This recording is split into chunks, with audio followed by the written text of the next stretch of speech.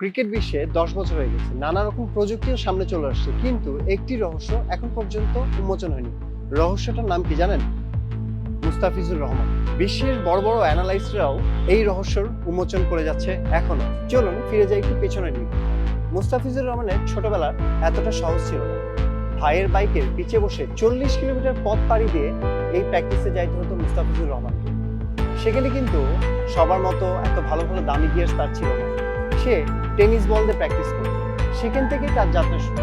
সেখান থেকেই আজকে বাংলাদেশ ক্রিকেট টিমের একজন বর্ষমান বলার। সাল ২০১৫ মুস্তাফিজুর রহমানের প্রথম ম্যাচ ভারতের বিপক্ষে। প্রথম ডেবিউ ম্যাচে তুলনায় ৫ উইকেট। আপনি কি মনে করছেন কি শেষ? না, দ্বিতীয় ম্যাচে আবারও ৬ উইকেট অর্জন করে। বাংলাদেশের এই প্রথম কোনো বলার যে প্রথম ২ ম্যাচে ১১ উইকেট পান, এবং বিশ্বের প্রথম কোনো ডেবিউ ম্যাচে মুস্তাফিজুর রহমান বাংলাদেশের হয়ে টোটাল যে উইকেটটা পান সেটা এখন পর্যন্ত রেকর্ড হয়ে দাঁড়িয়েছে। ২০২৬ সালের আইপিএল এর নিলামে বাংলাদেশের মুস্তাফিজুর রহমানকে কেকেআর তার দলে ভিড়িয়েছে প্রায় ১২,৩৭,০০,০০০ টাকা। সামনেই বিপিএল এ রংপুর রাইডার্স হয়ে মাতাবেন এই তারকা। এখানে কি শেষ? তা না, সামনে রয়েছে টি-20 ওয়ার্ল্ড কাপ। অপেক্ষায় রয়েছে বাংলাদেশ, অপেক্ষায় রয়েছে আমরা সবাই। ধন্যবাদ সবাইকে। পরবর্তী ভিডিও জানতে দেখা করুন কমেন্ট বক্সে।